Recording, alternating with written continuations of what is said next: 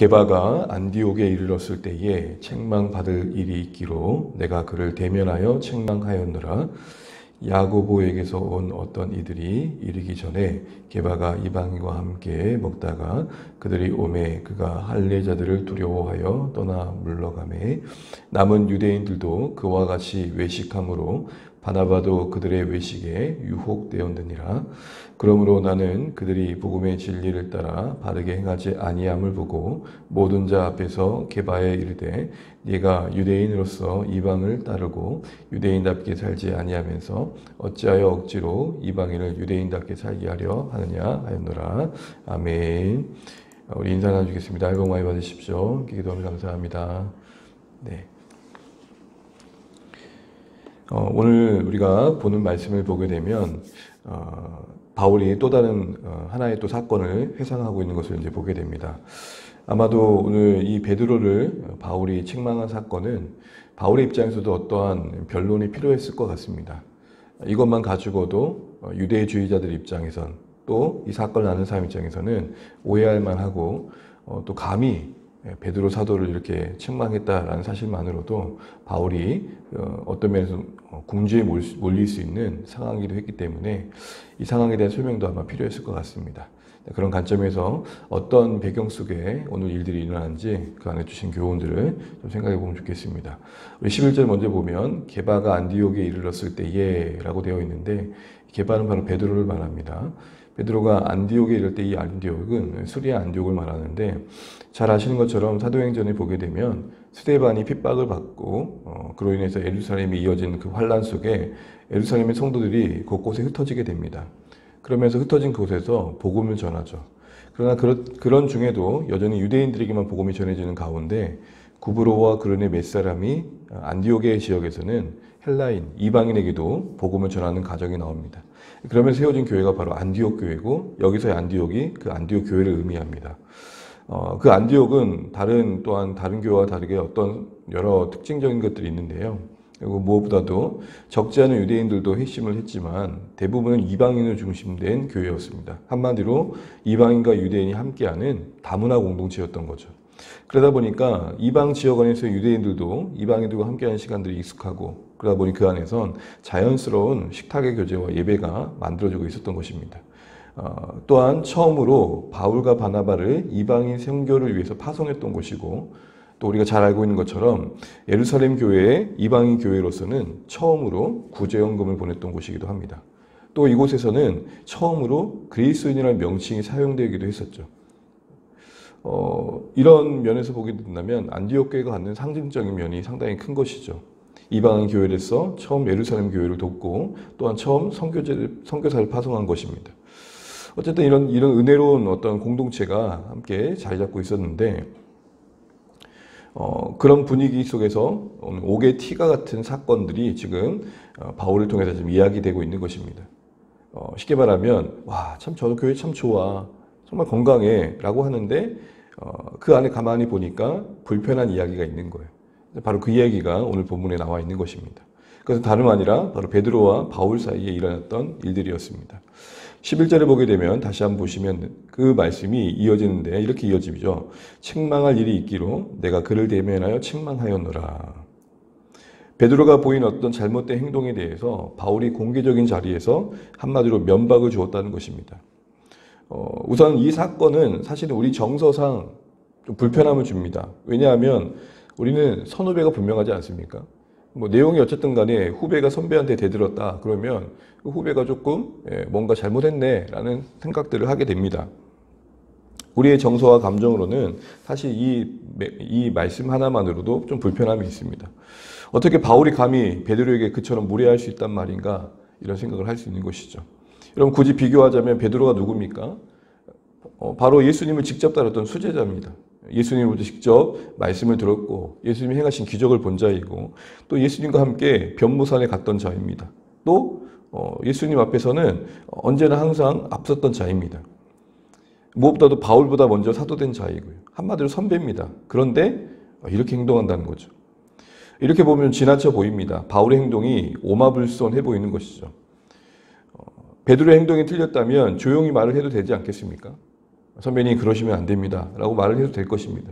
근데 굳이 모든 사람들을 보는 데서 면박을 줬어야 했겠느냐 생각 때문이라도 더욱 이 베드로의 행동은, 바울의 베드로를 향한 행동은 좀 잘못돼 보입니다. 또 굳이 이렇게 갈라디아서를 통해 기록에 남김으로 말미암아서 베드로의 입장에서는 어떤 체면과 위신이 말이 않은 상황까지 가게 된 것이죠. 한마디로 이제 조용히 이렇게 얘기해도 됐을 텐데 왜 기록되게 했고 이렇게 드러나게 했냐라는 것입니다. 바울이 평소에 베드로에 대한 마음이 좋지 않아서 그랬을까요? 이참에 꼬투리라도 좀 잡아볼까 하는 라이벌 의식이었을까요? 그러나 여러분 이런 식으로 바라보게 되면 항상 성경은 오해되게 됩니다. 그래서 여러분 성경을 볼 때 항상 우리가 이 시대에 살아가면서 가질 수 있는 정서, 어떤 편견, 선입견, 문화의 그 틀을 좀 걷어낼 필요가 있습니다. 성경의 맥락에서 행간을 읽어내고 그 성경 안에서 이 사건이 갖는 상징적인 의미를 잘 파악하는 게 중요합니다. 그래서 항상 거듭 말씀드리지만 성경을 해석할 때 우리의 감정을 주입하고 우리의 생각을 주입하는 게 중요한 게 아니라 거기서 의미를 끌어내는 게 중요한 게 아니라 말씀하고자 하시는 바가 무엇인가 이거를 생각하는 게 더 중요하다는 것이죠.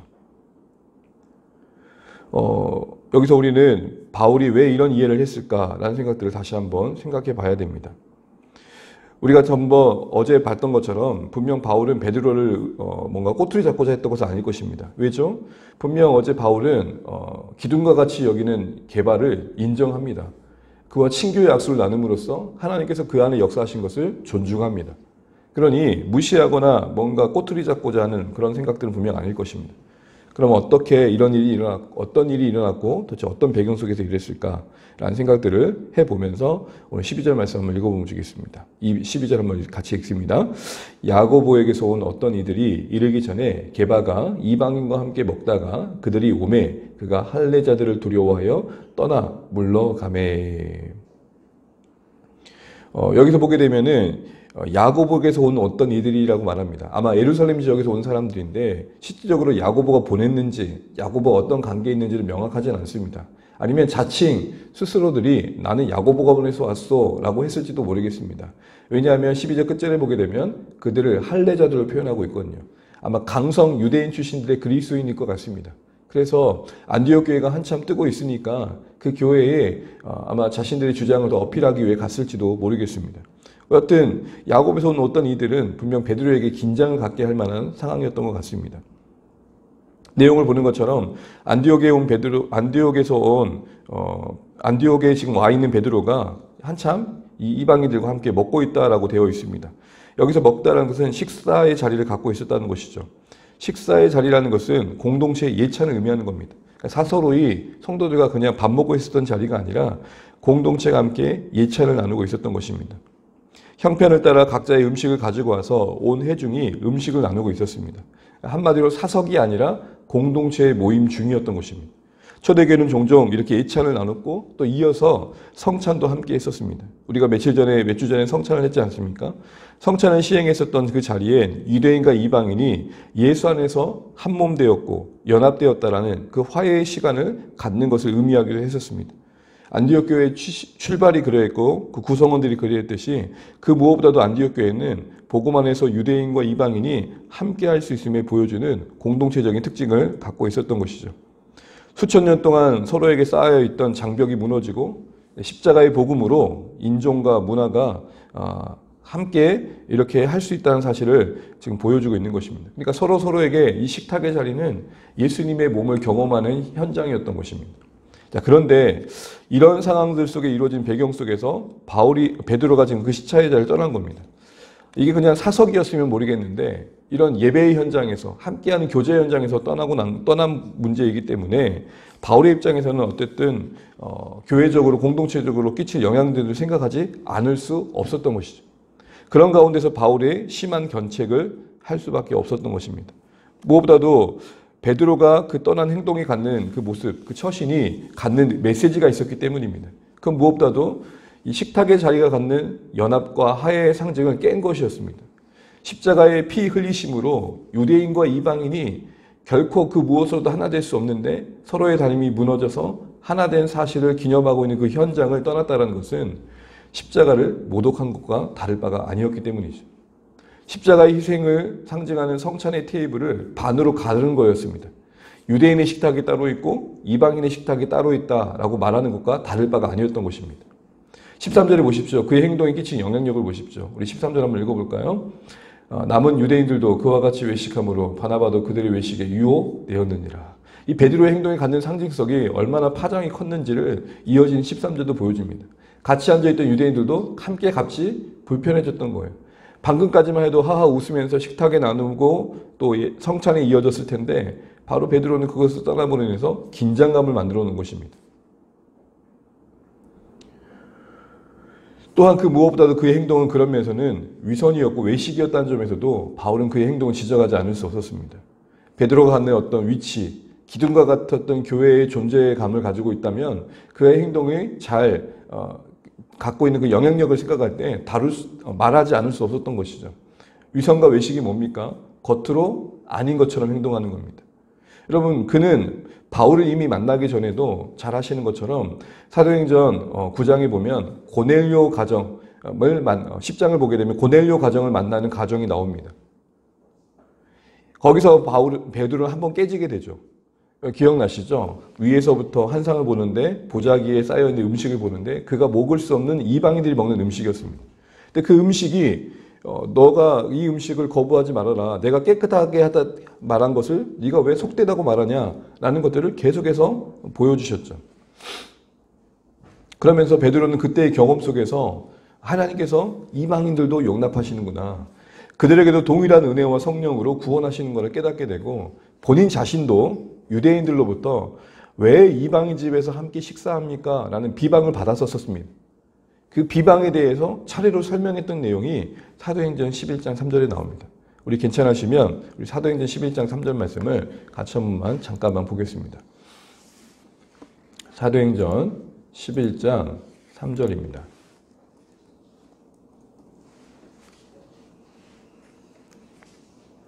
3절, 4절, 2절, 3절, 4절 이렇게 한번 읽어보겠습니다. 2절, 3절, 4절 같이 읽어볼까요? 베드로가 예루살렘에 올라갔을 때에 할례자들이 비나여 이르되 네가 무할례자의 집에 들어가 함께 먹었다고 하니 베드로가 그들에게 이 일을 차례로 설명하여. 보시는 것처럼 고넬료 가정에 방문해서 함께 교제했던 그 일들을 비방했던 자들이 있었고 그 본인 자신도 그런 비방을 받았던 자리에 있었습니다. 그때에 베드로는 분명히 알았습니다. 하나님께서 이방인들을 여전히 사랑하신다. 동일하게 사랑하신다. 분명 그는 이미 이 부분에 대해서는 어느 정도 하나님과의 관계 속에서 분명한 방향을 갖게 되었던 기회가 있었던 것이죠. 또한 바로 앞부분에서 베드로는 바울의 이방인 사역을 인정했었습니다. 유대인은 유대인대로 이방인 이방인대로 하나님께서 부르신다는 사실을 인정하고 친교의 약속을 나눴습니다. 그런데 여러분, 이런 행동들은 결국은 이방인들을 하나님께서 용납하지 않은 것처럼 말하는 상징적인 의미가 있었기 때문에 그가 알고 있는 바와 다를 바가 아니었던 것이죠.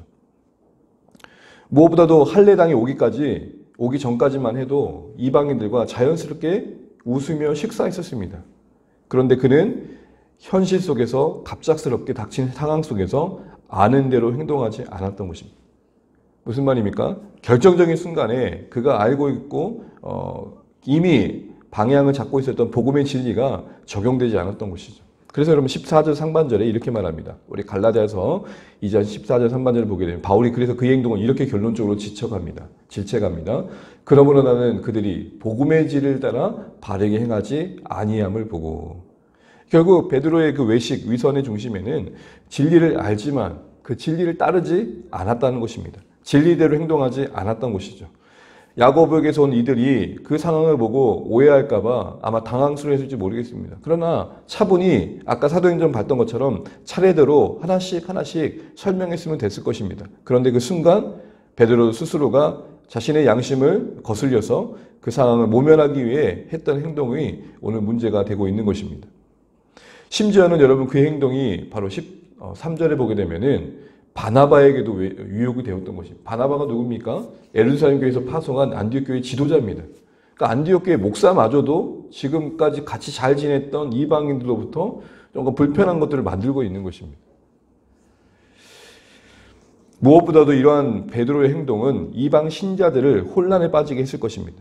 왜냐하면 지금까지 이방인들은 바울에게서 그렇고 들었던 복음대로 하나님께서는 예수님 안에서 유대인과 이방인을 가르지 않으신다. 구별하지 않으신다. 다 수용하시고 다 받아주신다는 것을 들었었고 그게 복음인 줄 아는데 지금 떡하니 베드로의 보인 행동은 유대인으로서 이방인을 대하는 대한 행동이었고 신자로서 신자를 대하는 행동이 아니라 유대인으로서 이방인을 배척하는 모습을 보여줬기 때문입니다.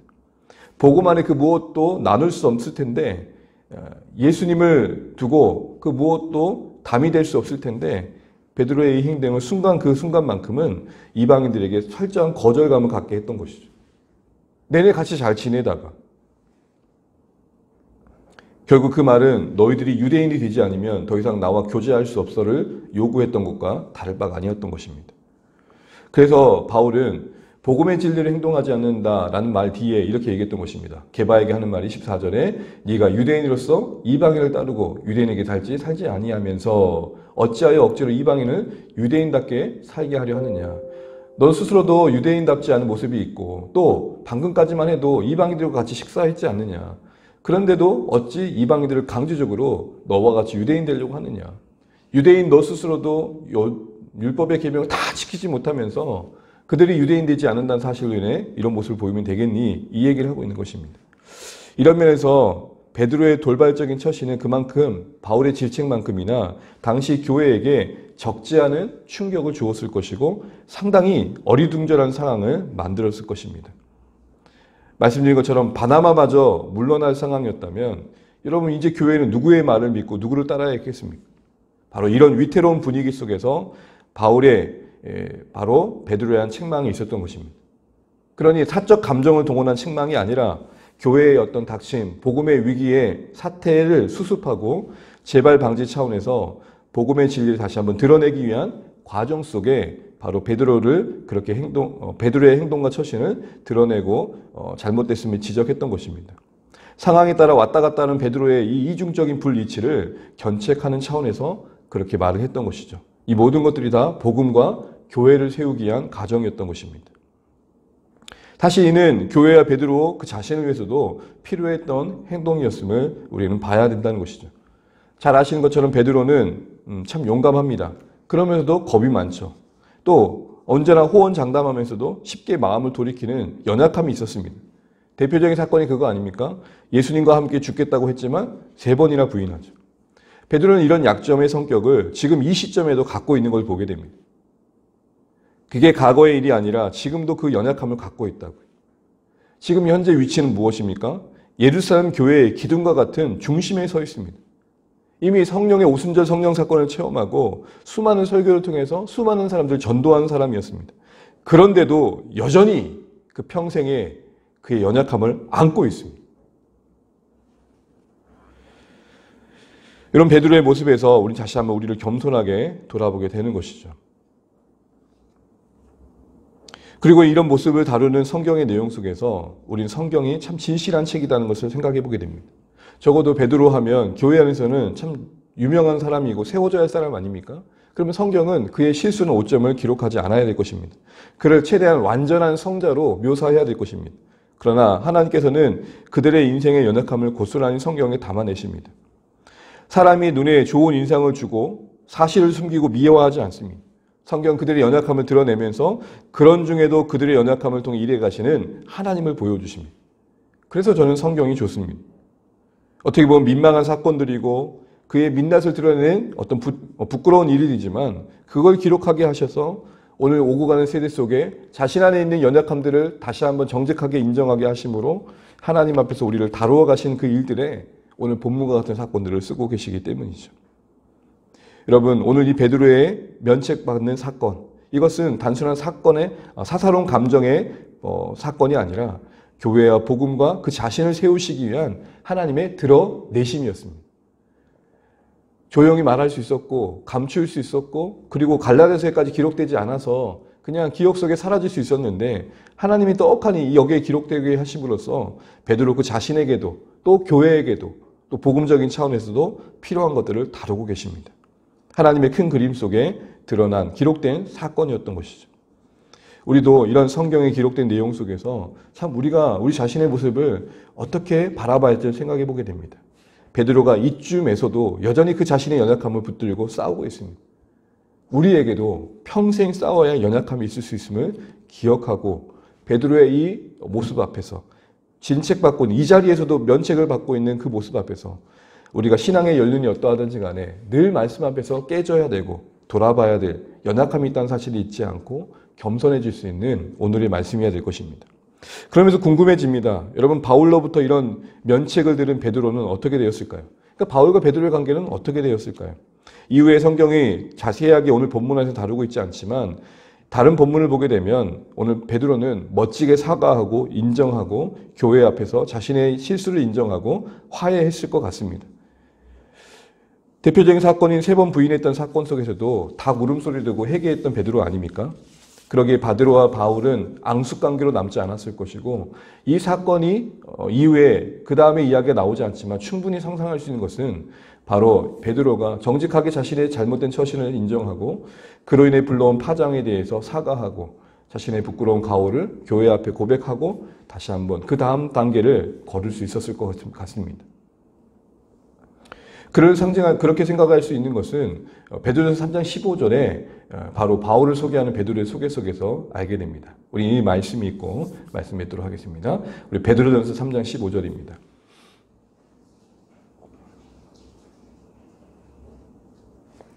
베드로전서 3장 15절.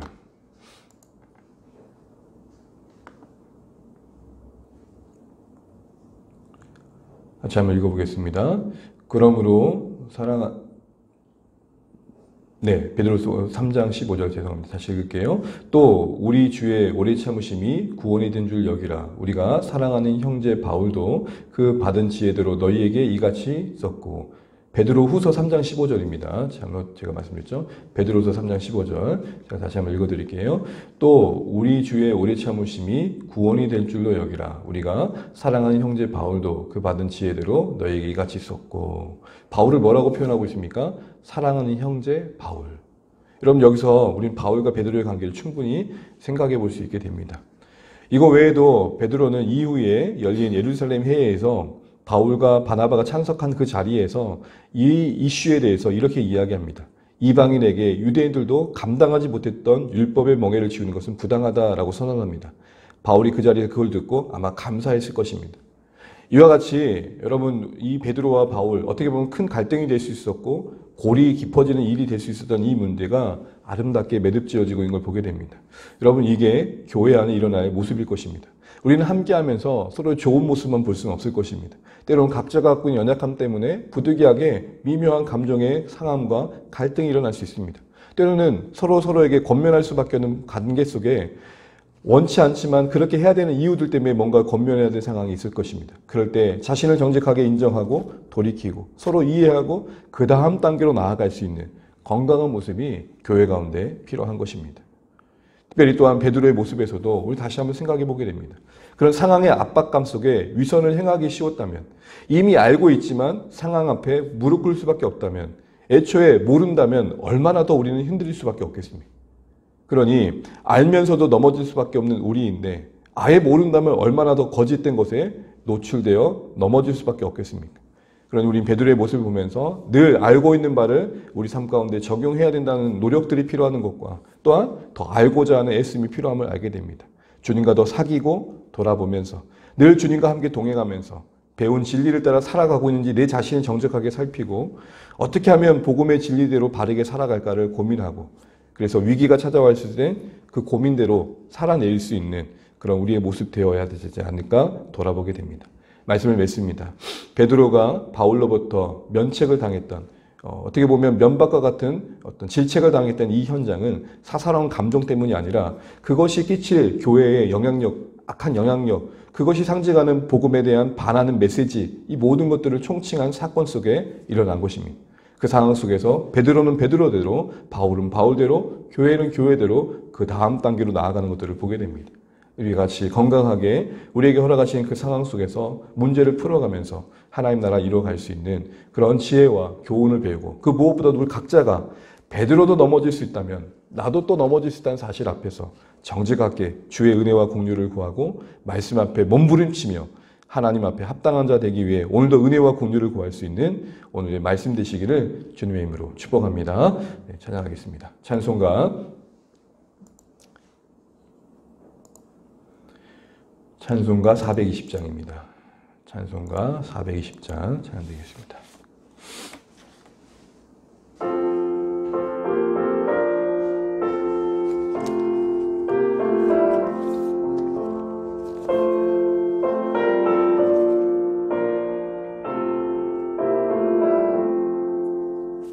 너 성결케 위해 늘 기도하며 너 주 안에 있어 늘 성경 보고 온 형제들 함께 늘 사귀면서 일하기 전마다 너 기도하라.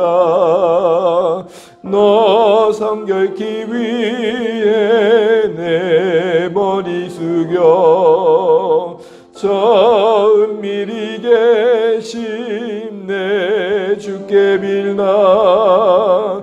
주 사귀어 살면 주 닮으리니 널 보는 이마다 주 생각하리.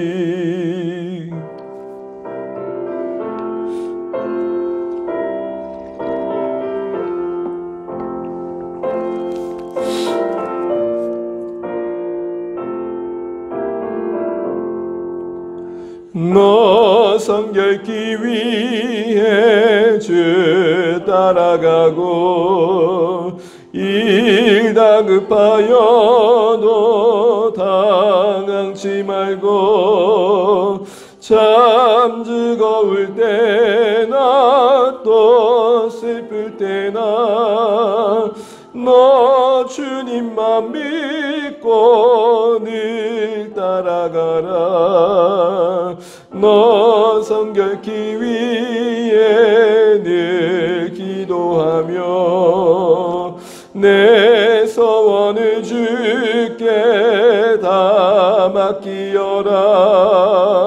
너 성령을 받아 주 섬겨 살면 저 천국에 가서 더 잘 섬기리.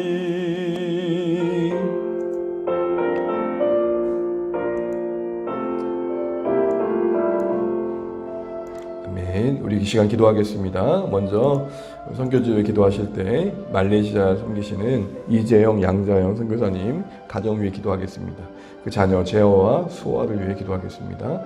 건강하실 수 있도록 기도해 주시고, 특별히 현지 사람들과의 관계 속에서 감정 상할 일이 참 종종 있는데 마음을 잘 지킬 수 있도록 사랑으로 그들을 품을 수 있도록 기도해 주시고, 비자 문제가 11월까지 끝나게 되는데 이 부분이 잘 해결되어서 계속 사역을 이어가실 수 있도록 기도해 주시고, 특별히 멀리서 기도하고 있는 그 중국교회 현지 위에서도 박해 가운데도 믿음을 잘 지킬 수 있도록 기도해 주시기 바랍니다. 오늘 말씀 가지고 기도하실 때 감히 바울이 베드로를 면책한 이 사건은 사사로운 사건이 아니라 그 안에 복음이 있고 또 교회가 감당해야 복음에 대한 메시지와 또 교회가 나아갈 방향에 대한 메시지가 있음을 보게 됩니다. 우리 다시 한번 이 사건 속에 담은 교훈들을 기억하시면서 결론적으로 우리 자신이 먼저 우리도 베드로와 같은 위치에 연약함이 있을 수 있음을 인정하고 말씀 앞에 몸부림치고 복음의 진리를 따라 바르게 살 수 있는 힘과 능력과 긍휼을 구할 수 있는 우리의 매일의 삶이 될 수 있도록 기도하시면 좋겠습니다. 성결하기 위해 늘 기도하고 주의 은혜와 긍휼을 구하는 우리 삶이 되게 해달라 기도하시고, 때로는 그 연약함 앞에 우리의 부끄러움이 드러나는 그 순간에 겸손히 돌이키고 거룩함을 또 이뤄갈 수 있는 우리의 모습이 될 수 있도록 기도하시면 좋겠습니다. 시간 또 기도하실 때 교회를 위해 기도해 주시고 우리 자녀들을 위해 기도해 주시고 우리 사형성들의 일상 위에 필요가 주의 은혜 가운데 채워질 수 있도록 기도해 주시고요. 또 겨울이 이제 또 깊어갈수록 또 건강에 또 어려움이 있는 분들이 종종 계시는데, 하나님 우리 사랑하는 주 안의 가족들을 한 분 한 분을 붙들어 주시고 강건하게 해주십시오. 기도하시면 좋겠습니다. 그리고 목장을 위해서 또 주의 이름으로 모이는 또 수요 기도회 또 만나 그리고 방부제 주의 예배를 위해 기도하시고, 특별히 맞이하는 주일의 1주년 또 감사 예배를 드려지게 됩니다. 어느새 여기까지 왔습니다. 앞으로도 걷게 하실 걸음들이 은혜의 힘을 고백하면서 함께 한마음 되는 복된 시간 될 수 있도록 기도해 주시기 바랍니다. 세우신 이 땅의 교회를 위해, 이 나라의 민족을 위해 같이 한번 기도하시고 우리 하루도 새벽 오늘 기도 가운데 또 하나님 은혜 구하면서 하루 시작하시면 좋겠습니다. 같이 기도하시겠습니다. 하나님 아버지 은혜를 감사합니다. 우리에게 이렇게 허락하신 한 날 우리가 이렇게 기도로서 주님 앞에 나아갑니다. 아버지 하나님, 우리 말레이시아를 섬기시는 이재영 선교사님, 양자영 선교사님 가정을 계속 붙들어 주시기를 간절히 바라고 합니다. 현재 사람들과의 관계 속에 마음 상할 일이 종종 있는데 생각과 마음을 잘 지킬 수 있도록 도와주시고 하나님 은혜 안에 거하실 수 있도록 인도해 주시기를 원합니다. 하나님 은혜를 베풀어 주십시오. 주의 사랑으로 함께 해주시고 주의 능력을 베풀어 주시기를 간절히 바라고 원합니다. 아버지 하나님, 무엇보다도 현지에서 섬기시는 우리 귀한 하나님 우리 성도님들 한 분 한 분을 주께서 붙잡아 주셔서 어려움이 없도록 도와주시고, 하나님 아버지 또 그곳에서 비자 문제가 잘 해결되게 하셔서 하나님 계속 사역을 이어가실 수 있도록 도우십시오. 중국 현지 교회를 위로해 주시고, 하나님 알 수 없는 그 형편 속에 처한 교회들을 붙들어 주시고 낙심치 않도록 새 힘을 주시길 소원합니다. 아버지 하나님, 주 안의 교회를 붙잡아 주십시오. 오늘 바울이 베드로를 면책한 이 사건 속에 복음에 반하는 모습들을 행동했던 베드로의 모습 속에 우리도 그러할 수 있다는 사실을 인지하고, 하나님 우리의 연약함을 우리가 이해하면서 또 하나님 아버지 우리가 평생 싸워야 할 그 연약함과 약점 속에 하나님 있다는 사실을 인정하고 우리가 겸손히 복음의 진리대로 우리 삶이 변화될 수 있도록 늘 애쓸 수 있는 우리의 삶이 되기를 간절히 바라곤 합니다. 아버지 하나님, 무엇보다도 정말로 우리가 어떤 행동들을 하든 복음에 합당한 행동을 하게 도와주시고 복음의 진리를 외면하지 않도록 은혜를 베풀어 주시기 원합니다. 우리의 관계와 우리의 이해 속에 복음이 역사하게 도와주십시오. 복음 안에 말씀하시는 하나님의 그 말씀하신 바가 우리 서로에 대한 이해가 되게 하시고 관계가 되게 도와주시고 삶이 되게 도와주십시오. 하나님 늘 살피게 도와주십시오. 하나님 말씀 앞에 정직하게 우리 자신을 돌아볼 수 있도록 인도하여 주십시오. 하나님 도와주십시오. 역사해 주십시오.